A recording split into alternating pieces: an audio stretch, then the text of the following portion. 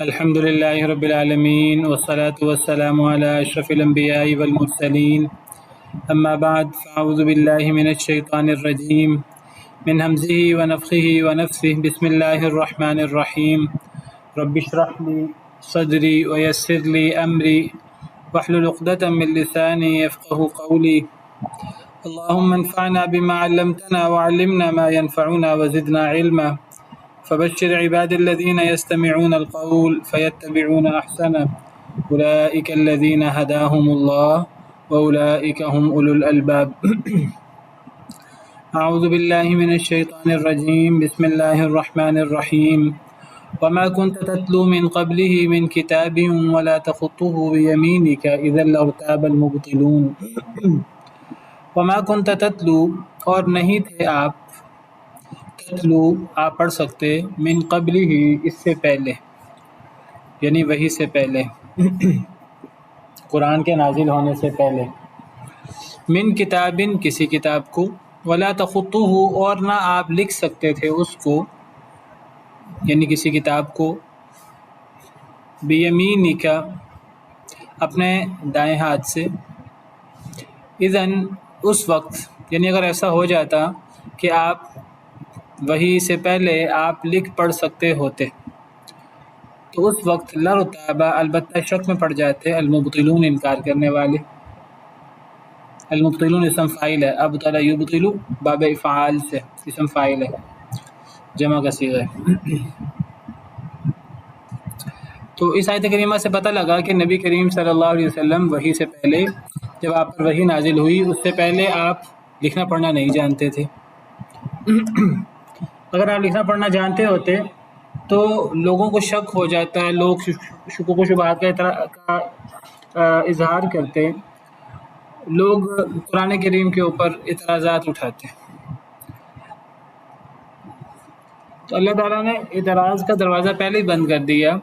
نبی کریم صلی اللہ علیہ وسلم کو وحی سے پہلے، نبی بننے سے پہلے لکھنا پڑھنا آتا ہی نہیں تھا. اگر آتا ہوتا تو پھر انکار کرنے والے شک میں پڑ جاتے. اب سوال یہ ہے کہ آپ کو وحی سے پہلے تو لکھنا پڑھنا نہیں آتا تھا، قرآن کا نص ہے، تو کیا پھر اس کے بعد آپ کو لکھنا پڑھنا آ گیا تھا؟ تو اس کا جواب یہ ہے کہ وحی سے پہلے لکھنا پڑھنا نہیں آتا تھا، یہ تو نصاً ثابت ہے. اب وحی کے بعد لکھنا پڑھنا آ گیا تھا، اس کے لیے ثبوت چاہیے، ثبوت نہیں ہے. تو بات یہ ہو رہی تھی کہ نبی کریم صلی اللہ علیہ وسلم نبی بننے سے پہلے لکھنا پڑھنا نہیں جانتے تھے. اللہ تعالیٰ یہاں فرما رہے ہیں صراحت سے کہ آپ وحی سے پہلے نہ آپ پڑھنا جانتے تھے کتاب کو، نہ لکھنا جانتے تھے. اگر آپ جانتے ہوتے تو انکار کرنے والے شک میں پڑ جاتے. اسی طرح قرآن کریم میں نبی کریم صلی اللہ علیہ وسلم کو امی کہا گیا ہے، فآمنوا باللہ ورسولہ النبی الامی، تو یعنی وہ جو لکھنا پڑھنا نہ جانتا ہو. تو نبی کریم صلی اللہ علیہ وسلم لکھنا پڑھنا نہیں جانتے تھے. اب کیا اس کے بعد پھر آپ کو لکھنا پڑھنا آ گیا تھا یا آپ کو سکھا دیا گیا تھا اللہ کی طرف سے؟ اس کے لیے ثبوت چاہیے. اس کے لیے کوئی ثبوت نہیں ہے صریح. بعض لوگ کہتے ہیں کہ نبی کریم صلی اللہ علیہ وسلم کو لکھنا پڑھنا آ گیا تھا، وہ اس کے لیے صلح حدیبیہ کا واقعہ پیش کرتے ہیں. صلح حدیبیہ کے واقعے میں موجود ہے کہ فَأَخَذَ رسول اللہ صلی اللہ علیہ وسلم الکتاب وَلَيْسَ يُحْسِنُ يَكْتُبُ، کہ نبی کریم صلی اللہ علیہ وسلم نے کتاب پکڑی، یا وہ جو جس پر معاہدہ ہو رہا تھا وہ پکڑا، اور آپ اچھا لکھنا پڑھنا نہیں جانتے تھے، تو آپ نے لکھا ھذا ما قضى علیہ محمد بن عبد اللہ. یہ صلح حدیبیہ کے موقع پر اس سے بعض لوگوں نے استدلال کیا کہ نبی کریم صلی اللہ علیہ وسلم کو بہت اچھا لکھنا پڑھنا نہیں آتا تھا اس کے بعد، لیکن آپ نے تھوڑا بہت لکھنا پڑھنا آ گیا تھا آپ کو، کیونکہ اس میں ہے کہ آپ نے لکھا ھذا ما قضى علیہ محمد بن عبد اللہ. لیکن دیگر ائمہ کرام کہتے ہیں دیگر احادیث کی روشنی میں یا اسی حدیث کی دیگر سندوں کی روشنی میں کہ نبی کریم صلی اللہ علیہ وسلم نے خود نہیں لکھا تھا، بلکہ نبی کریم صلی اللہ علیہ وسلم نے حضرت علی کو حکم دیا تھا، حضرت علی نے لکھا تھا. تو جب نبی کریم صلی اللہ علیہ وسلم نے حضرت علی کو حکم دیا، دوسری احادیث میں صراحت ہے کہ یعنی آپ نے گویا کہ حضرت علی کو لکھنے کا حکم دیا، تو جہاں ہے کہ آپ نے یہ لکھا، اس سے مراد آپ کا لکھنا نہیں ہے، اس سے مراد آپ کا لکھوانا ہے۔ یعنی آپ نے حضرت علی کو یہ بات لکھنے کا حکم دیا کہ یہ وہ معاہدہ ہے جو نبی کریم صلی اللہ علیہ وسلم نے معاہدہ کیا ہے۔ اسی طرح نبی کریم صلی اللہ علیہ وسلم معاہدے میں جب آپ کا ذکر کیا گیا کہ یہ معاہدہ آپ کی طرف سے ہے، تو یہ لکھا گیا کہ یہ معاہدہ محمد رسول اللہ صلی اللہ علیہ وسلم اور مشرکین کے درمیان ہے، مشرکین مکہ کے درمیان۔ تو اس پر اعتراض کیا ان کے نمائندے نے، انہوں نے کہا ہم تو آپ کو محمد رسول اللہ نہیں مانتے، ہم تو آپ کو محمد بن عبداللہ مانتے ہیں، تو اس کو محمد بن عبداللہ کیا جائے، رسول اللہ کو ختم کیا جائے۔ تو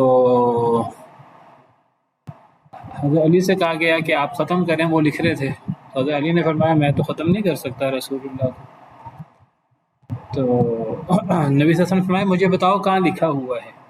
پھر نبی کریم صلی اللہ علیہ وسلم نے اپنے مبارک ہاتھوں سے خود مٹایا، لیکن آپ خود نہیں پڑھ سکتے تھے کہاں لکھا ہے۔ آپ نے کہا صحابہ کے نام سے مجھے بتاؤ کہاں لکھا ہے۔ صحابہ کے نام نے جب نشاندہی کی تو آپ نے اس کو مٹا دیا اپنے مبارک ہاتھوں سے۔ تو بہرحال کوئی دو ٹوک دلیل نہیں ہے ہمارے پاس اس بات کی کہ نبی کریم صلی اللہ علیہ وسلم کو بعد میں لکھنا پڑھنا آ گیا تھا یا اللہ تعالیٰ نے سکھا دیا تھا، اس کی کوئی دو ٹوک دلیل ہمارے پاس موجود نہیں ہے۔ تو راجح بات واللہ عالم یہی ہے کہ نہ وہی نازل ہونے سے پہلے آپ کو لکھنا پڑھنا آتا تھا اور نہ بعد میں آپ کو لکھنا پڑھنا آ گیا تھا، اور یہ کوئی عیب بھی نہیں ہے کیونکہ لکھنا پڑھنا ایک فن ہے۔ تو آپ کو اللہ نے لکھنا پڑھنا نہ آنے کے باوجود اللہ نے وہ علم سکھایا جو آپ کو پہلے نہیں پتا تھا، اور آپ سے بڑا عالم کوئی نہیں ہے، تو یہ کوئی عیب بھی نہیں ہے۔ جی مس نورین آپ کیا کہنا چاہ رہی ہیں؟ السلام علیکم۔ وعلیکم السلام۔ استاذ محترم میں کہنا چاہ رہی کہ جو کاتبین وحی کی لسٹ ہم دیکھتے ہیں جس میں سید معاویہ رضی اللہ عنہ کا بھی نام آتا ہے کہ ان سے اللہ کے نبی نے جو ہے نا وہی جب اترتی تھی تو ان کو بلا کے لکھواتے تھے کسی بھی چیز پر، جی تو شاید یہ بھی ایک طرح سے دلیل ہوگی کہ وہ لکھنے کے لیے صحابہ کو بلاتے تھے۔ یہ بھی اس کی دلیل ہے، نماز کے بعد باقی بات کرتے ہیں اس موضوع پر، یہ بھی اس کی جی دلیل ہے۔ اعوذ باللہ من الشیطان الرجیم، بسم اللہ الرحمن الرحیم۔ تو ہم پڑھ رہے تھے کہ نبی کریم صلی اللہ علیہ وسلم کی صفات میں اللہ نے یہ بھی بیان کیا ہے کہ آپ النبی الامی ہیں، اور پچھلی کتابوں میں بھی نبی کریم صلی اللہ علیہ وسلم کو النبی الامی کہا گیا ہے۔ الذين يتبعون الرسول النبي الأمي الذي يجدونه مكتوبا عندهم في التوراة والإنجيل۔ وہ یہود و نصارہ، وہ لوگ جو پیروی کرتے ہیں النبی الامی، اس نبی امی کی، الذي يجدونه مكتوبا عندهم في التوراة والإنجيل، جس کو وہ اپنے پاس تورات و انجیل میں لکھا پاتے ہیں۔ تو نبی کریم صلی اللہ علیہ وسلم کو وحی سے پہلے لکھنا پڑھنا نہیں آتا تھا تاکہ لوگ شک نہ کریں کہ آپ نے کہیں سے پڑھ کر اس کو اپنے پاس لکھ کر آپ نے اسی جیسی باتیں اپنی طرف سے قرآن کے نام سے پیش کرنا شروع کر دی ہیں۔ تو اللہ تعالیٰ نے یہ انتظام اس لیے کیا تاکہ لوگ شک نہ کریں، لیکن اصل میں لوگوں نے اس کی وجہ سے بنیادی طور پر تو یعنی لوگ شک نہیں کر سکتے تھے، لیکن نہ ماننے والوں نے بہرحال پھر بھی شک کا اظہار کیا۔ اس کے باوجود آپ لکھنا پڑھنا نہیں جانتے تھے، اس کے باوجود لوگوں نے کہا کہ آپ نے تورات و انجیل سے یہ باتیں کسی سے پڑھوا کر آپ نے جو ہیں وہ قرآن کی صورت میں پیش کر دی ہیں۔ تو بہرحال اللہ کی حکمت بالغہ یہ تھی کہ آپ لکھنا پڑھنا نہیں جانتے تھے، اور نہ ہی آپ نے نبی بننے کے بعد آپ نے یہ سیکھا یا آپ کو یہ سکھایا گیا اللہ کی طرف سے، اس کا کوئی ثبوت نہیں ہے، بلکہ دیگر واقعات سے یہی پتہ لگتا ہے، دیگر نصوص سے، کہ آپ کو بعد میں بھی لکھنا پڑھنا نہیں آتا تھا۔ آپ قرآن کریم لکھواتے تھے، آپ نے آخر تک قرآن کریم لکھوایا ہے، اور 40 کے قریب کتاب وحی تھے قرآن لکھنے والے، جن میں خلفائے اربعہ بھی شامل تھے اور دیگر بہت سارے وحی لکھنے والے، جو بہت بڑا اعزاز ہے۔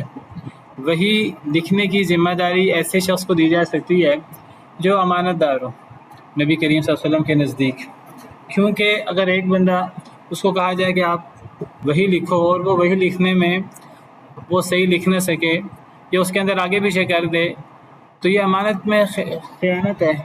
اور کسی ایسے شخص کو وحی کے لیے کیسے مقرر کیا جا سکتا ہے؟ ان وحی لکھنے والوں میں سیدنا امیر معاویہ رضی اللہ عنہ بھی وحی لکھتے تھے، جیسے صحیح احادیث مبارکہ سے ثابت ہے.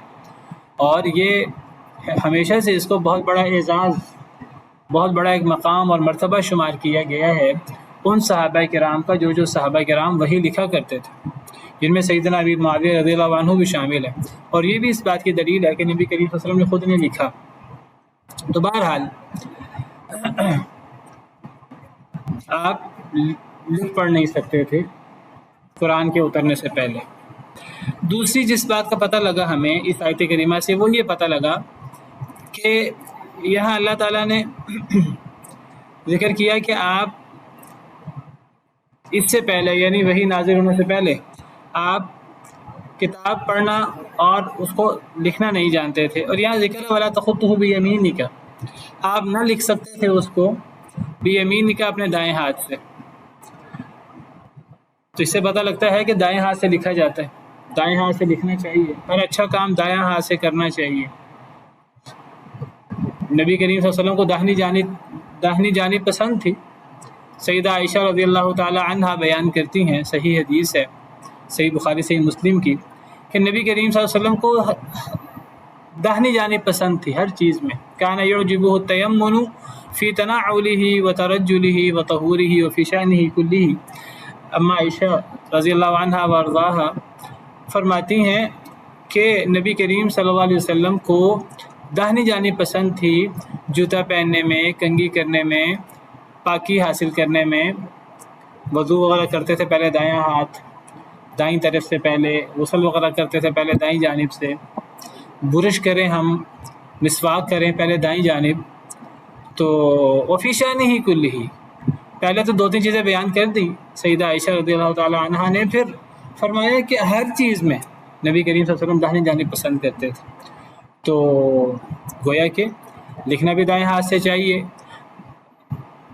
یا یہ بھی ہو سکتا ہے اس آیت کریمہ میں وَلَا تَخُطُّهُ بِيَمِينِكَ، یمین کہتے ہیں دائیں ہاتھ کو. ممکن ہے کہ یہاں یمینک سے یعنی دایاں ہاتھ سے لکھنا چاہیے اس کی طرف اشارہ نہ ہو، بلکہ یہ ایک خرج مخرج الغالب جس کو ہم کہتے ہیں اصطلاح، کہ کیونکہ اکثر لوگ دائیں ہاتھ سے لکھتے ہیں، ممکن ہے اس لیے یہاں بھی یمینک آ گیا ہو. بہرحال اس آیت کریمہ سے دائیں ہاتھ سے لکھنے کی فضیلت ثابت ہوتی ہے یا نہیں ہوتی؟ دائیں ہاتھ سے کام کرنے کے اور دائیں ہر معاملے میں داہنی جانب کے اور دلائل بھی ہیں. اگر اس آیت کریمہ سے یہ چیز ثابت نہ بھی ہو تو، ورنہ اس آیت کریمہ سے یہ چیز ثابت کی جا سکتی ہے کہ دائیں ہاتھ سے لکھنا چاہیے. واللہ تعالی عالم. تو بہرحال ہر چیز میں دائیں جانب اختیار کریں، اور نبی کریم صلی اللہ علیہ وسلم کی سنت سمجھ کر، اور آپ کو یہ چیز پسند تھی، آپ ہر چیز میں داہنی جانب اختیار کرتے تھے، تو اس سے نبی کریم صلی اللہ علیہ وسلم کی سنت پر عمل کرنے کا اور آپ کے طور طریقے کو پسند کرنے کا بھی ثواب مل جائے گا. ہمیں کوشش کرنی چاہیے ہم ہر چیز میں داہنی جانب کو اختیار کرنے کی کوشش کریں، اور خاص طور پہ کھانے پینے ان معاملات جس میں الگ سے نصوص موجود ہیں. نبی صلی اللہ علیہ وسلم دائیں ہاتھ سے کھاتے پیتے تھے، اور آپ دائیں ہاتھ سے کھانے پینے کا حکم دیتے تھے، بلکہ آپ فرمایا کرتے تھے بائیں ہاتھ سے نہ کھاؤ، بائیں ہاتھ سے تو شیطان کھاتا ہے. بلکہ یہاں تک موجود ہے کہ آپ نے فرمایا کسی صحابی سے کہ دائیں ہاتھ سے کھاؤ، اس نے بدو تھا، زیادہ پرواہ نہیں کی، اس نے کہا کہ میں دائیں ہاتھ سے نہیں کھا سکتا. تو آپ نے فرمایا کہ تو نہ کھائے دائیں ہاتھ سے، وَلَا اسْتَطَعْتَ، تو واقعی ہی طاقت نہ رکھے. تو اس کا ہاتھ شل ہو گیا تھا. تو ان معاملات میں جہاں باقاعدہ صریح نص بھی موجود ہے، کھانے پینے میں دائیں ہاتھ کو اختیار کرنا داہنی جانب کو، یہ تو باقاعدہ الگ سے نص بھی موجود ہے عمومی دلائل کے علاوہ. تو اس میں بہت زیادہ احتیاط کرنی چاہیے. ہمارے ہاں غیروں سے پتہ نہیں یہ چیز آئی ہے، جو بندہ تھوڑا سا زیادہ مالدار ہو جاتا ہے، تھوڑا سا زیادہ وہ دوسروں کے طور طریقے اپنانا شروع کر دیتا ہے، وہ بعض دفعہ فخر محسوس کرتا ہے کہ میں بائیں ہاتھ سے کھاتا پیتا ہوں. وہ بڑے اسٹائل سے بعض لوگ جو ہیں وہ چائے پئیں گے تو بائیں ہاتھ سے چائے پئیں گے، اور محسوس ہوتا ہے جیسے بڑے اہتمام سے. اور بعض اداروں میں اللہ معاف کرے، یعنی ہم مسلمان کہلانے والے لوگوں میں ایسے بعض ادارے موجود ہیں جہاں باقاعدہ ایسے محسوس ہوتا ہے جیسے بائیں ہاتھ سے کھانے پینے کو پروموٹ کیا جاتا ہے، باقاعدہ ایسے محسوس ہوتا ہے. بہرحال ایک مسلمان جو اللہ رسول کا کلمہ پڑھتا ہے تو اسے قرآن کریم کے احکامات اور نبی کریم صلی اللہ علیہ وسلم کے احکامات کو بہت اہمیت دینی چاہیے. اللہ رسول کے کسی حکم کو ہلکا نہیں سمجھنا چاہیے. اور یہاں تو وعید بھی بڑی سخت ہے کہ بائیں ہاتھ سے تو شیطان کھاتا پیتا ہے، تو دائیں ہاتھ سے کھانا پینا چاہیے، اور دیگر احکامات اللہ رسول کے ان کو حرز جاں بنانا چاہیے، اور ان میں مخالفت کرنے کا سوچنا بھی نہیں چاہیے. باقی انسان ہے، انسان کو بھول جائے یا بشری تقاضے کے تحت غلطی ہو جائے تو انسان توبہ کر لے بعد میں یاد آنے پر، لیکن اس کو دیدہ دلیری کے ساتھ اختیار کرنا یہ تو بہت بڑی بات ہے. فَلْيَحْذَرِ الَّذِينَ يُخَالِفُونَ عَنْ أَمْرِهِ أَن تُصِيبَهُمْ فِتْنَةٌ أَوْ يُصِيبَهُمْ عَذَابٌ أَلِيمٌ. بس ڈر جانا چاہیے ان لوگوں کو جو نبی کریم صلی اللہ علیہ وسلم کے حکم کی خلاف ورزی کرتے ہیں، انہیں ڈر دینا چاہیے کہ کہیں وہ کسی فتنے کا شکار نہ ہو جائیں، یا کہیں وہ اللہ کی طرف سے عذاب علیم دردناک عذاب کا شکار نہ ہو جائیں. بعض چیزوں کو ہم چھوٹا یا ہلکا سمجھتے ہیں، وہ چیزیں چھوٹی یا ہلکی نہیں ہوتی. اس کے بعد فرمایا بل هو آیات بینات فی صدور الذین اوتوا العلم، بلکہ وہ واضح نشانیاں ہیں، واضح آیات ہیں. کیا یعنی یہ جو قرآن کریم نازل ہوا نبی کریم صلی اللہ علیہ وسلم پر، پچھلی آیت میں اللہ تعالیٰ فرما رہے ہیں کہ اس سے پہلے، یعنی قرآن سے پہلے، قرآن کے نازل ہونے سے پہلے آپ لکھ پڑھ نہیں سکتے تھے. اگر لکھ پڑھ سکتے ہوتے تو انکار کرنے والے شک میں پڑ جاتے، ان کو ایک موقع ہاتھ آ جاتا. تو پچھلی آیت کریمہ میں قرآن کریم من قبل ہی سے مراد قرآن، کیونکہ اسی پچھلی آیت میں بھی کتاب کی بات ہے، وَكَذَلِكَ أَنزَلْنَا إِلَيْكَ الْكِتَابَ، قرآن کی بات ہو رہی ہے. تو بل ہوا آیات بینات سے مراد بھی قرآن ہے، بلکہ وہ آیات بینات ہیں، روشن آیتیں ہیں اللہ کی طرف سے جو نازل ہوئی ہیں. قرآن کریم کی آیات، ایک ایک آیت کو آیت کیوں کہتے ہیں؟ آیت کا لفظی مطلب ہوتا ہے معجزہ، بہت بڑا معجزہ. تو قرآن کریم کی ہر آیت اپنی جگہ بہت بڑا معجزہ ہے. قرآن کریم میں 6000 سے اوپر آیات ہیں، تو گویا کہ صرف قرآن کریم میں 6000 سے اوپر بڑے بڑے معجزات ہیں. اگر ہم غور کرنے والے بنیں تو ہمیں قرآن کریم کے معجزات نظر آئیں باقاعدہ. تو بلکہ وہ واضح آیات ہیں فی صدور الذین اوتوا العلم، ان لوگوں کے سینوں میں جن کو علم دیا گیا. بلکہ وہ یعنی قرآن کریم کی یہ قرآن کریم جو ہے یہ آیات بینات ہیں، یہ روشن اور واضح آیات ہیں جو اپنے مفہوم میں بڑی واضح ہیں، بڑی محکم آیات ہیں. اور یہ آیات کہاں موجود ہیں؟ یہ اہل علم کے، جن کو علم دیا گیا ان کے سینوں میں موجود ہے. فی صدور الذین اوتوا العلم. کیا پتہ لگا اس آیت کریمہ سے؟ اس آیت کریمہ سے پتہ لگا کہ قرآن کریم کو اہل علم کے سینوں میں محفوظ ہونا چاہیے. اہل علم وہ ہوتا ہے، عالم وہ ہوتا ہے جو قرآن کریم کو یاد کرتا ہے. یہ بھی پتہ لگا اس آیت کریمہ سے کہ قرآن کریم کی حفاظت کا اصل ذریعہ حفظ ہے، زبانی حفظ. قرآن کریم کی حفاظت کا اصل ذریعہ لکھنا نہیں ہے اس کو. ہم لوگ بعض دفعہ سمجھتے ہیں کہ لکھا ہوا قرآن نہیں، اصل حفاظت کا سبب قرآن کا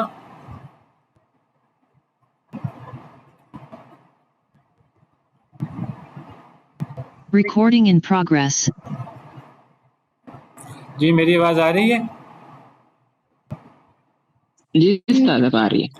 میں ذکر کر رہا تھا بل هو آیات بینات فی صدور الذین اوتوا العلم سے پتہ لگا کہ یہ واضح آیات ہیں، محکم اور روشن آیات ہیں. ہر آیت اپنی جگہ ایک بہت بڑا معجزہ ہے. یہ آیات ہیں واضح محکم، اہل علم کے سینوں میں ہیں. اس سے پتہ لگتا ہے اہل علم ہوتا ہی وہ ہے، عالم ہوتا ہی وہ ہے جو حافظ ہو قرآن کریم کا، اور قرآن کریم کی حفاظت زبانی یاد کرنے سے ہوتی ہے۔ ہم بعض دفعہ سمجھتے ہیں کہ جب تک قرآن کریم کو لکھا نہ ہو تب تک حفاظت نہیں ہو سکتی، نہیں، قرآن کریم کی حفاظت کا ایک ثانوی ذریعہ، ایک سیکنڈری سورس کتابت ہو سکتا ہے، لیکن اس کا پرائمری اور بنیادی اصل جو ذریعہ ہے قرآن کریم کی حفاظت کا، وہ قرآن کریم کو یاد کرنا ہے۔ اگر قرآن کریم کی حفاظت کا اصل ذریعہ قرآن کو یاد کرنا ہے، جیسے اس آیت کریمہ سے ثابت ہو رہا ہے، تو قرآن کریم کو مٹایا نہیں جا سکتا، کیونکہ اگر قرآن کریم کو یاد نہ کیا جائے، قرآن کریم کو لکھ دیا جائے صفحات پر، تو صفحات کو مٹایا جا سکتا ہے، صفحات کو جلایا جا سکتا ہے، اللہ معاف کرے۔ کچھ لوگ توہین کرتے ہوئے قرآن کریم کی، وہ قرآن کریم کو جلا دیتے ہیں، قرآن کریم کے الفاظ کو مٹانے کی کوشش کرتے ہیں۔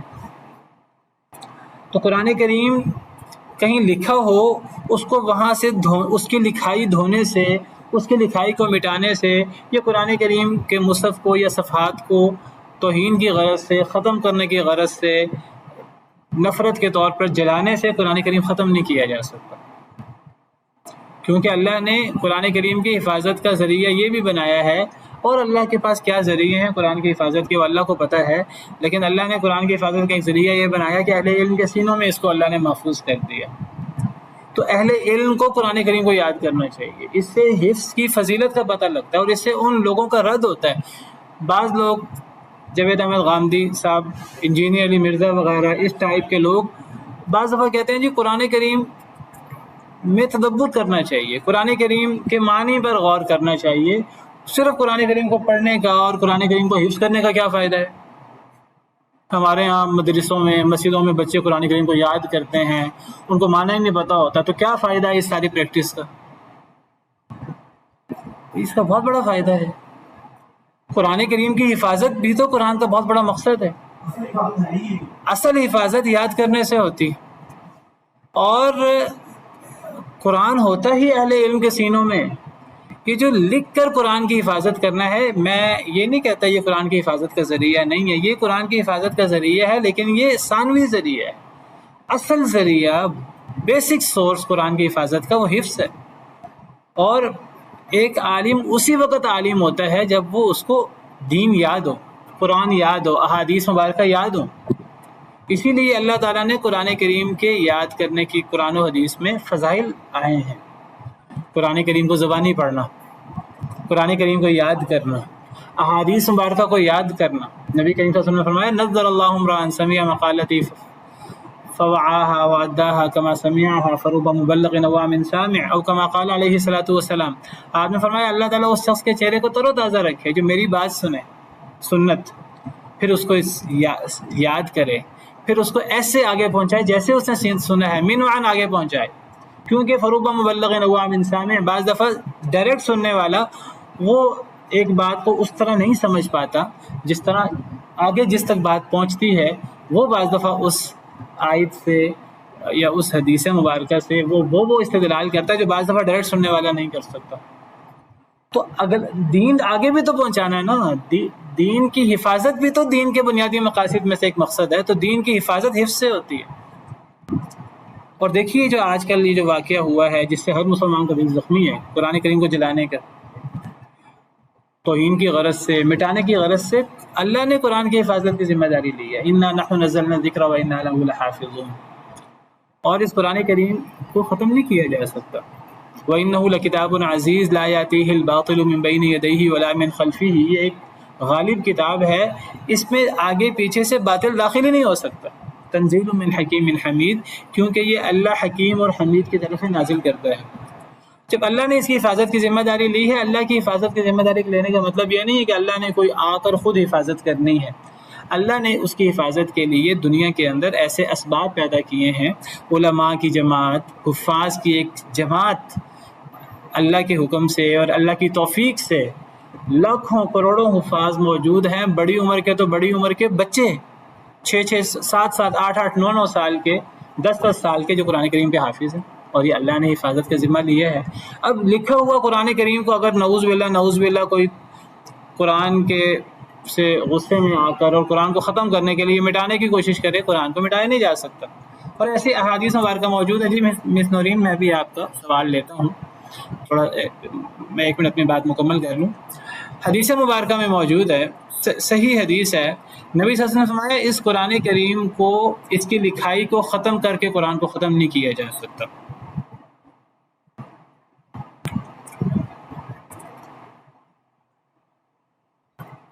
صحیح مسلم کی حدیث ہے، نبی صلی اللہ علیہ وسلم نے فرمایا کہ اس قرآن کو لا یغسلہ الماء۔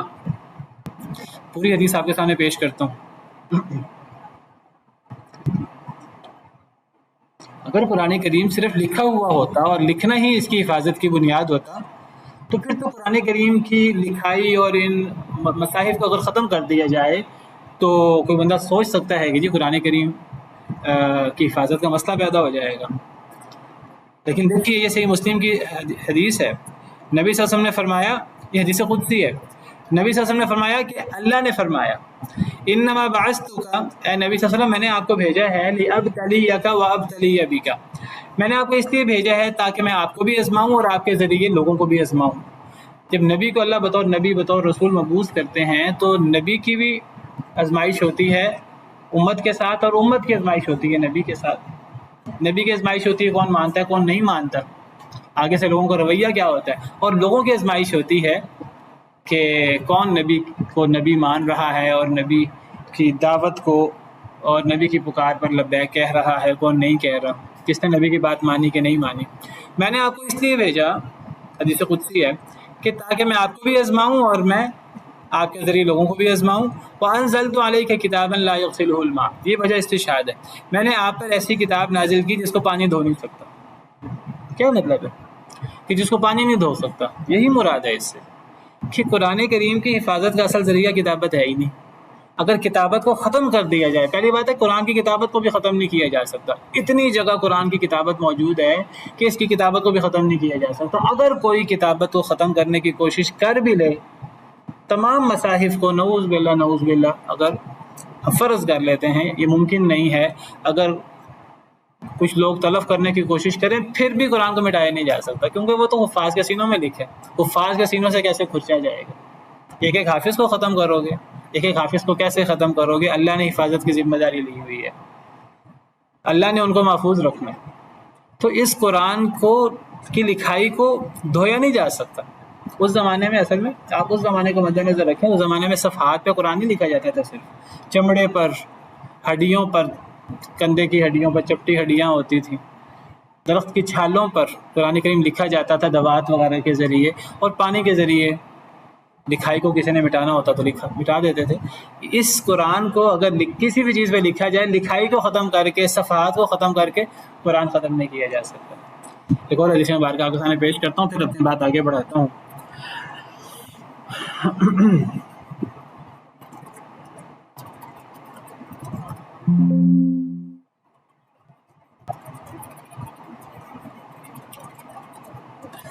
حدیث مبارکہ ہے کہ اگر قرآن کو کسی چمڑے میں ڈال دیا جائے، یہ صحیح حدیث ہے سند کے اعتبار سے، سیدنا عقبہ بن عامر کہتے ہیں کہ انہوں نے نبی صلی اللہ علیہ وسلم کو فرماتے سنا، کیا فرما رہے تھے؟ لو جعل القرآن فی جہاد، اگر قرآن کریم کو ایک چمڑے میں ڈال دیا جائے، ثم القی فی النار، پھر اس چمڑے کو آگ میں ڈال دیا جائے، ما احترق، قرآن جل نہیں سکتا۔ اس سے کیا مراد ہے؟ اس سے بھی یہی مراد ہے۔ اگر قرآن کریم کو چمڑے میں لکھ دیا جائے، اس زمانے میں چمڑے پہ بھی لکھا جاتا تھا، چمڑے کو دباغت وغیرہ دے کر صاف کر کے اس پہ قرآن کریم کی لکھائی کی جاتی تھی۔ اگر قرآن کو چمڑے میں ڈال دیا جائے، چمڑے میں لکھ دیا جائے، اور پھر اس چمڑے کو آگ میں ڈال دیا جائے، جلا دیا جائے، تو چمڑا جلانے سے، کتابیں جلانے سے قرآن نہیں جل سکتا۔ یعنی قرآن کی حفاظت اللہ نے ایسے کی ہے، سینوں میں محفوظ ہے، صرف لکھائی میں محفوظ نہیں ہے۔ تو اصل حفاظت قرآن کی حفظ کے ساتھ ہے۔ اس سے بعض علماء نے ایک اور استدلال بھی کیا ہے، اس حدیث مبارکہ سے بہت زبردست استدلال کیا کہ جو لوگ اپنے سینوں میں دین کو محفوظ کرتے ہیں، قرآن کو جو اللہ کا کلام ہے، نبی کریم صلی اللہ علیہ وسلم کے فرمان کو، بعض نے سینوں سے مراد انسان کا سینہ لیا ہے. چمڑے سے مراد انسان کا سینہ لیا ہے کیونکہ انسان کے چمڑا ہے، جلد ہے. تو اگر قرآن کو چمڑے میں ڈال دیا جائے، یعنی سینوں میں قرآن ڈال دیا جائے، قرآن کو محفوظ کر لیا جائے، پھر اس کو آگ میں ڈالا جائے تو آگ جلا نہیں سکتی. مطلب کیا ہے؟ مطلب ہے کہ ایسے سینے آگ میں جائیں گے ہی نہیں، ایسے سینے آگ میں جلیں گے ہی نہیں. ایسے سینوں کو اللہ تعالیٰ، ایسے بابرکت سینوں کو اللہ تعالیٰ آگ پر حرام کر دیں گے. جن سینوں کو اللہ تعالیٰ آگ پر حرام کر دیں گے تو انسان کے اندر صرف سینہ نہیں ہوتا، وہ پورا انسان ہی آگ پر حرام ہو جائے گا. اللہ کے دین کو اپنے سینے میں محفوظ کرنے والا، قرآن کو اپنے سینے میں محفوظ کرنے والا، نبی کے فرمان کو اپنے سینے میں محفوظ کرنے والا جو قرآن کی تفسیر ہے، تو ایسے لوگ گویا کہ وہ جہنم پر حرام ہو جائیں گے. بعض علماء نے یہ استدلال بھی کیا اس حدیث مبارکہ سے. بہرحال چمڑے میں لکھی ہوئی کوئی عبارت ہو قرآن کی، کاغذ پہ لکھی ہوئی کوئی عبارت ہو، کسی اور چیز پہ اس کو جلا دیا جائے، اس کو دھو دیا جائے، تو قرآن کو ختم نہیں کیا جا سکتا، کیونکہ قرآن کریم تو اہل علم کے سینوں میں ہے. تو اصل عالم وہ ہے جس کو دین یاد ہے. آج ہم کہیں گے جی فلاں چیز میں نے کتاب میں پڑھی تھی، اب میں ہر وقت اپنی کتاب اپنے پاس رکھتا ہوں، کوئی چیز نہ ملے تو کتاب کھول کے دیکھ لیتا ہوں. آپ کتاب کو ایک سیکنڈری سورس تو رکھیں اپنی یادداشت کے لیے. اصل علم سینے میں ہوتا ہے. وہ کیسا؟ دیکھیں، علم کی تعریف یہ ہوتی دینی علم کی، دینی علم کو چوری نہیں کیا جا سکتا، دینی علم کو کسی سے چھینا نہیں جا سکتا. سیدنا علی رضی اللہ تعالیٰ عنہ کی طرف یہ اشعار منسوب ہیں کہ سیدنا علی نے فرمایا، مقابلہ کیا دنیا دار مالدار کا اور علم والے کا، کہ ان المال یفنی عن قریب والعلم باق لا یزال رضینا لنا القسمۃ الجبار فینا لنا علم وللجہال مال. ہم اللہ کی تقسیم پر راضی ہیں، ہمارے لیے مسلمانوں کے لیے علم ہے اور جاہلوں کے لیے مال ہے. دنیا داروں کے لیے اللہ نے ان کو مال دے دیا، یہ تو آزمائش ہے. ہم آج فتنے میں پڑ جاتے ہیں، ہم کہتے ہیں جی کفار کے پاس بڑا مال ہے. بھئی اللہ نے اگر ہمیں علم دے دیا، ان کو اگر اللہ نے مال دے دیا، اللہ کی تقسیم پر ہم راضی ہیں. فَإِنَّ الْمَالَ يَفْنَىٰ عَنْ قَرِيبٍ، مال ختم ہو جاتا ہے، دنیا کے ساتھ مال ختم، اور دنیا کی کوئی حیثیت نہیں ہے. وَالْعِلْمُ بَاقٍ لَا يَزَالُ، علم تو باقی رہتا ہے، ہمیشہ باقی رہتا ہے. علم کو چوری نہیں کیا جا سکتا، علم کو ختم نہیں کیا جا سکتا. کس علم کو ختم نہیں کیا جا سکتا؟ جو علم سینے میں محفوظ ہے، جو علم لکھا ہوا ہے رجسٹروں میں اور کاپیوں میں، اور سارا اگر بنیاد اسی پر ہی ہے. تو ہمارے ہاں تو آج لیپ ٹاپ پہ علم موجود ہوتا ہے، تو اگر لیپ ٹاپ بند ہو جائے، کوئی لائٹ نہ آئے، کوئی بیٹری ختم ہو جائے، ہمارا تو علم ختم ہو جاتا ہے. ہمارے اس علم کو چوری بھی کیا جا سکتا ہے، یا لیپ ٹاپ کوئی چوری کر لے، یا ہمارا کوئی رجسٹر کوئی چوری کر لے، کسی کے پاس کوئی اس کے نوٹس ہیں وہ چوری ہو جائیں، اور اس کا یہ سارا علم رجسٹر پر ہی ہے، تو اس کا تو علم چوری ہو گیا. تو یاد رکھیے، حقیقی علم وہ ہوتا ہی نہیں ہے جو کاغذ پر لکھا جائے. حقیقی علم وہ ہوتا ہے جو سینے میں محفوظ کیا جائے. اسی لیے علماء نے مجتہد کون ہوتا ہے، ایک عالم کون ہوتا ہے، اس کی شرائط بیان کی ہیں. اس کی شرائط میں انہوں نے حفظ بنیادی شرائط میں لکھا ہے کہ عالم ہوتا ہی وہ ہے جس کو قرآن کا اتنا حصہ یاد ہو، کم از کم قرآن کی اتنی آیتیں یا وہ آیتیں جو بنیادی ترین آیتیں ہیں، جن کو آیات احکام کہہ لیں، یا جو اہم آیات ہیں. بعض علماء نے پورا قرآن کہا، بعض نے قرآن کے کچھ مخصوص آیتیں، کچھ کئی سو یا کئی ہزار آیتیں کہیں، کہ عالم ہوتا ہی وہ جس کو اتنا قرآن یاد ہو اور اتنی سنت یاد ہو، اتنی حدیثیں یاد ہو. ورنہ کہتے ہیں عالم ہی نہیں بن سکتا. یا ہمارے دور کے یہ جو کتاب سے ہر چیز، نہ ان کو قرآن یاد ہے، نہ ان کو سنت یاد ہے، اور وہ سارا ان کا علم کتابی ہے اور لکھا ہوا ہے، یہ اصل میں علم ہوتا نہیں ہے. بہرحال میں اپنے موضوع سے دور نکل رہا ہوں.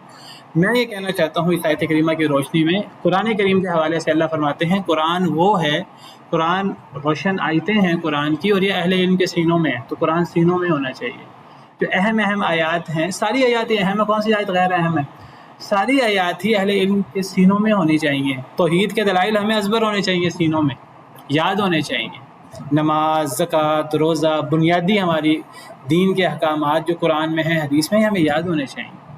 علم اسے کہتے ہیں. علم صرف لکھا ہوا نہیں ہوتا، باقی لکھائی تائید کے لیے ہو سکتی ہے، لیکن اصل جو علم ہے وہ ہوتا ہے جو زبانی ہو.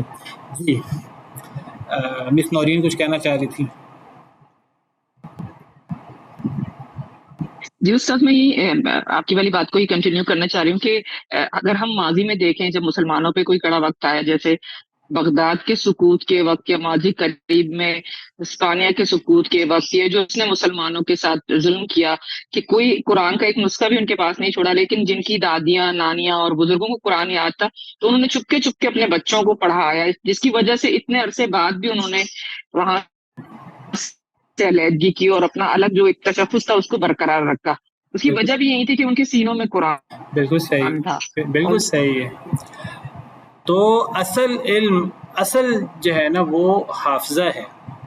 دیکھیں حفظ کی دو صورتیں، ایک کو حفظ الصدر کہتے ہیں، ایک کو حفظ الکتاب کہتے ہیں، کہ کسی چیز کو محفوظ کیا جائے تو سینے میں محفوظ کیا جائے، لکھ کر محفوظ کیا جائے، دونوں کسی چیز کی حفاظت کے ذریعے ہیں، لیکن پرائمری سورس حفظ الصدر ہے، سیکنڈری سورس حفظ الکتاب ہے۔ نبی صلی اللہ علیہ وسلم نے لکھنے کا، یاد کرنے کا بھی حکم دیا اور پھر آپ نے لکھنے کا بھی حکم دیا، تاکہ تائیدی ایک یعنی ڈبل آپ نے انتظام کروایا۔ صحابہ کرام کو یاد کرنے کا حکم دیا اور صحابہ کرام سے لکھوایا بھی، اور شروع میں آپ نے حدیث لکھنے سے منع کیا، بلکہ آپ اس وجہ سے حدیث لکھنے سے منع نہیں کیا کہ حدیث کی اہمیت کوئی نہیں تھی، جیسے ہم کہتے ہیں حدیث بابر کراتے ہیں۔ شروع میں آپ نے حدیث لکھنے سے منع فرمایا تاکہ قرآن پر حدیث کا فرق ہو جائے۔ دیکھیے قرآن اللہ کا کلام ہے، اللہ کے مبارک الفاظ ہیں، حدیث اللہ کے مبارک الفاظ نہیں ہیں۔ حدیث اللہ کی طرف سے وحی ہے، اس کا مفہوم الفاظ نبی صلی اللہ علیہ وسلم کے ہیں، مفہوم اللہ کا ہوتا ہے، الفاظ نبی صلی اللہ علیہ وسلم کے ہیں۔ قرآن کے الفاظ بھی اللہ کے اور مفہوم بھی اللہ کا، تو قرآن کی فضیلت حدیث پر واضح ہے۔ قرآن کو تو اللہ نے خود پڑھا ہے، یہ اللہ کے الفاظ ہیں، اس میں روایت المعنی نہیں ہے۔ قرآن میں، حدیث میں روایت المعنی بھی ہوتی ہے، مفہوم اللہ کی طرف سے ہوتا ہے، الفاظ نبی کے ہوتے ہیں۔ اسی لیے قرآن کو نماز میں پڑھا جا سکتا ہے، حدیث کو نماز میں پڑھا بھی نہیں جا سکتا۔ تو آپ نے فرق کرنے کے لیے شروع میں قرآن لکھواتے تھے، تائید کے طور پر حدیث لکھنے سے منع کیا۔ شروع میں آپ نے جب صحابہ کرام کے سامنے، کیونکہ حدیث اور قرآن کا بنیادی سورس نبی صلی اللہ علیہ وسلم تھے، نبی صلی اللہ علیہ وسلم کی زبان اقدس تھی، اسی سے صحابہ کرام کو قرآن ملتا تھا، اسی سے صحابہ کرام کو حدیث ملتی تھی۔ تو صحابہ کرام میں یہ فرق کے لیے کہ دونوں نبی صلی اللہ علیہ وسلم سے ملے، لیکن یہ قرآن ہے اور یہ حدیث ہے، تو حدیث کو لکھنے سے منع کر دیا شروع میں۔ حفظ کرنے کی، حدیث حفظ کرنے کی ترغیب آپ دیتے تھے، بعد میں آپ نے حدیث لکھنے کی اجازت بھی دی، بلکہ حدیث لکھنے کا حکم بھی دیا۔ مشہور حدیث ہے عبداللہ بن عمر بن عاص کی، کہ ہر چیز لکھ لیتے تھے عبداللہ بن عمر بن عاص۔ نبی صلی اللہ علیہ وسلم نے دیکھا کہ وہ نہیں لکھ رہے، آپ نے ان سے پوچھا کہ اے عبداللہ تم ہر چیز لکھ لیتے تھے پہلے، اب تم نہیں لکھ رہے، تو عرض کرنے لگے اللہ کے رسول مجھے بعض بڑوں نے کہا ہے، بعض بزرگوں نے کہا ہے کہ میں ہر چیز نہ لکھا کروں، میں وہ اہم چیز جو آپ بڑے اہتمام سے لکھوائیں وہ لکھ لوں، ہر بات نہ لکھا کروں۔ تو نبی صلی اللہ علیہ وسلم فرمایا کہ اس زبان سے حق کے علاوہ کچھ نہیں نکلتا، تو ہر بات لکھا کرو۔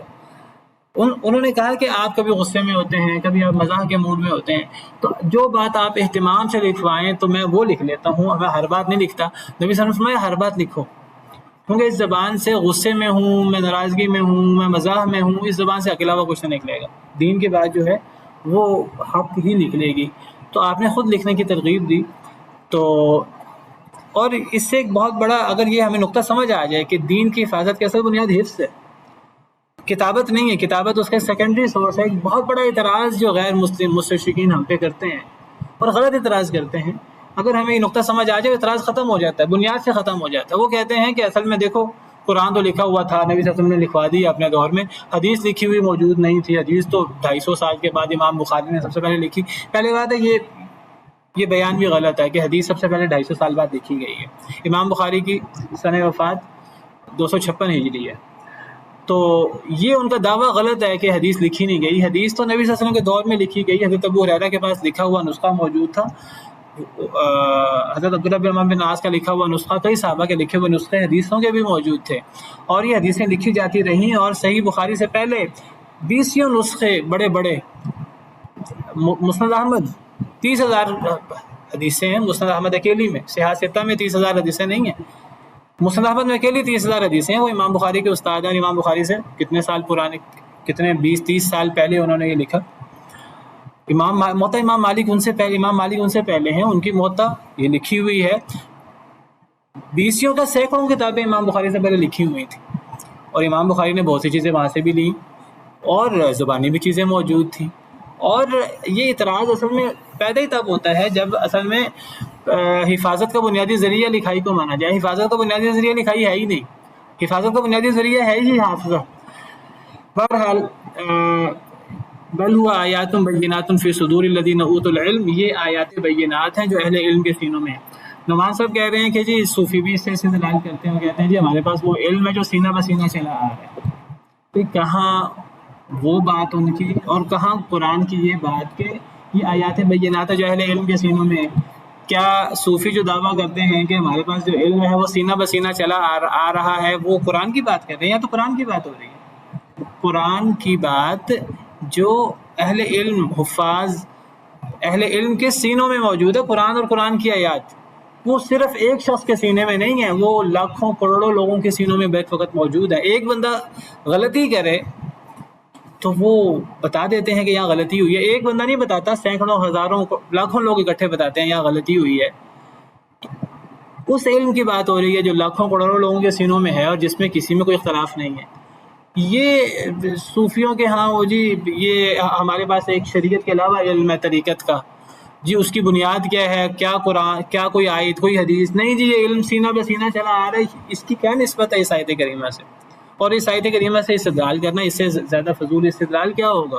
یہ آیت کریمہ تو قرآن کے بارے میں ہے، بل ہوا آیات بینات فی صدور الذین اوتوا العلم۔ اللہ تعالیٰ فرماتے ہیں، کیونکہ پچھلی آیت میں بھی، اس سے پچھلی آیت میں بھی کتاب کا ذکر ہے، قرآن کا ذکر ہے، اللہ فرماتے ہیں یہ آیتیں، یہ روشن آیتیں ہیں جو اہل علم کے سینوں میں ہیں۔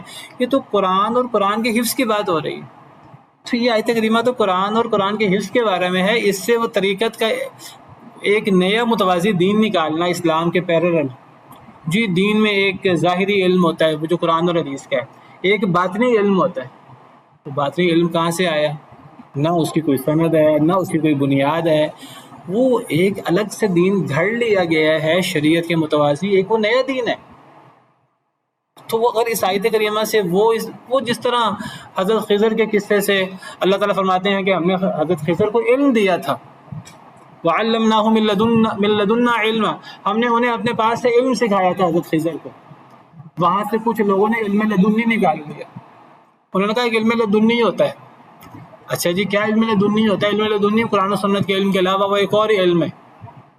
یہ کہاں سے آپ نے استدلال کیا؟ اللہ فرماتے ہیں ہم نے ان کو اپنے پاس سے علم سکھایا تھا، کہ اللہ نے جو سکھایا تھا حضرت خضر کو، جس طرح اللہ تعالیٰ نبیوں کو سکھاتے ہیں، حضرت خضر بھی نبی تھے اللہ تعالیٰ کے۔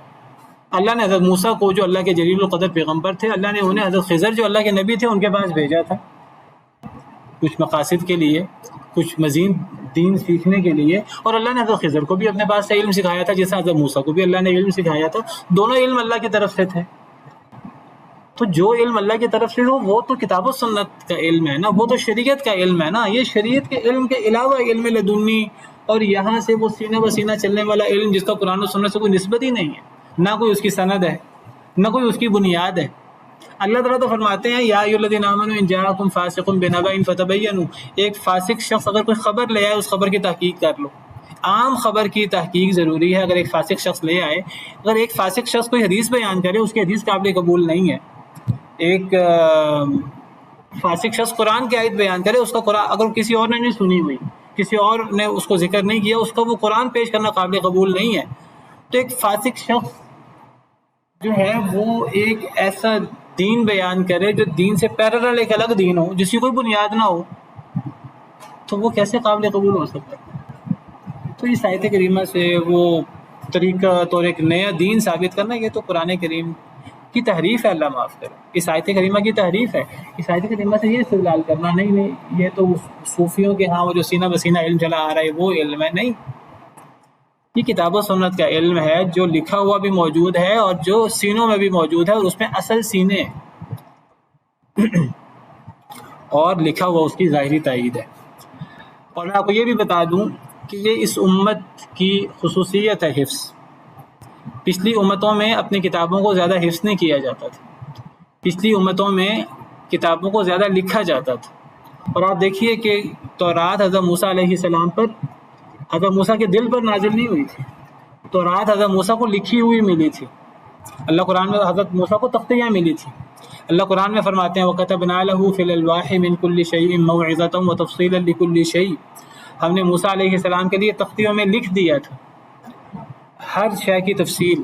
تورات لکھی ہوئی نازل ہوئی تھی۔ حدیث میں آتا ہے حضرت آدم حضرت موسیٰ کا مکالمہ ہے، حدیث میں صحیح مسلم کی روایت ہے، اس میں حضرت آدم حضرت موسیٰ کو مخاطب کرتے ہوئے کہتے ہیں اے موسیٰ تم وہ ہو کتب لک التوراۃ بیدہ، اللہ نے آپ کے لیے تورات اپنے ہاتھ سے لکھی، اور حضرت موسیٰ کو لکھی ہوئی تورات، جیسے اللہ کی شان کو لائق ہے، اللہ نے حضرت موسیٰ کو لکھی ہوئی تورات دی، تورات لکھی ہوئی تھی، اگرچہ اس کو بھی نبی یاد کرتے تھے، حضرت موسیٰ نے یاد کی، دیگر نبی یاد کرتے تھے، بعد میں یہ چیز کم ہوتی گئی۔ حضرت عزیر کے بارے میں آتا ہے انہوں نے تورات کو یاد کیا ہوا تھا، حفظ کیا ہوا تھا۔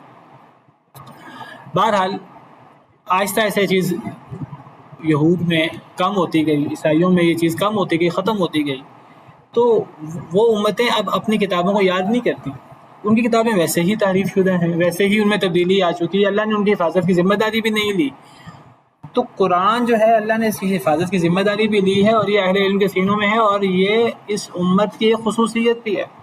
امام ابن کثیر اس آیت کریمہ کی تشریح میں حضرت حسن بصری جو سید التابعین ان کا قول لائے ہیں کہ اللہ، جس کا مفہوم یہ ہے، حضرت حسن بصری کا قول ہے، وہ کہتے ہیں اللہ نے اس امت کو حفظ کی دولت سے نوازا ہے، پچھلی امتوں کو اس دولت سے نہیں نوازا گیا، یعنی پچھلی امت میں اکثر لوگ وہ اس طرح کر کے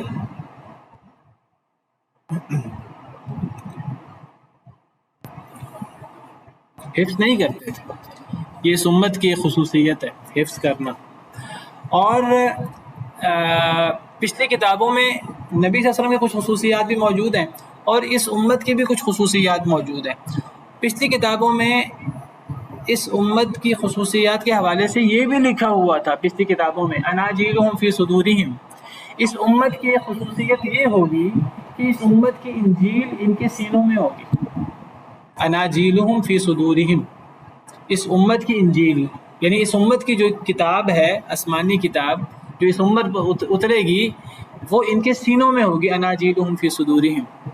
تو بہرحال اس سے پتہ لگتا ہے کہ یہ جتنا حفظ کا رجحان اس امت میں ہے، اتنا رجحان پچھلی کسی امت میں نہیں رہا، اور اس امت میں اللہ نے دیکھی دین کی حفاظت کیسے کی، اور اللہ نے حفاظت کی ذمہ داری بھی لی ہے، کیونکہ یہ آخری کتاب ہے، اس کے بعد کسی کتاب نے نہیں آنا، یہ آخری نبی پر اترنے والی کتاب ہے، جس نبی کے بعد کسی اور نبی نے نہیں آنا۔ پچھلی کتابوں کی حفاظت کی ذمہ داری اس لیے نہیں لی گئی کہ ان میں کوئی کمی تھی یا وہ کوئی ناقص کتابیں تھیں، وہ بھی اپنی جگہ اللہ کی کتابیں تھیں اور ان کی اہمیت مسلمہ تھی، چونکہ ان کے بعد نبی نے آنا تھا، ان کے بعد نئی کتاب نے آنا تھا، ان کی تحریف کو بعد میں واضح کیا جا سکتا تھا، تو اللہ نے ان کی حفاظت کی ذمہ داری نہیں لی۔ قرآن کریم کی اہمیت بھی ہے، اور قرآن کریم آخری کتاب بھی تھی، اللہ نے اس کی حفاظت کی ذمہ داری لی ہے۔ سبحان ربک رب العزت عما یصفون وسلام علی المرسلین والحمد للہ رب العالمین۔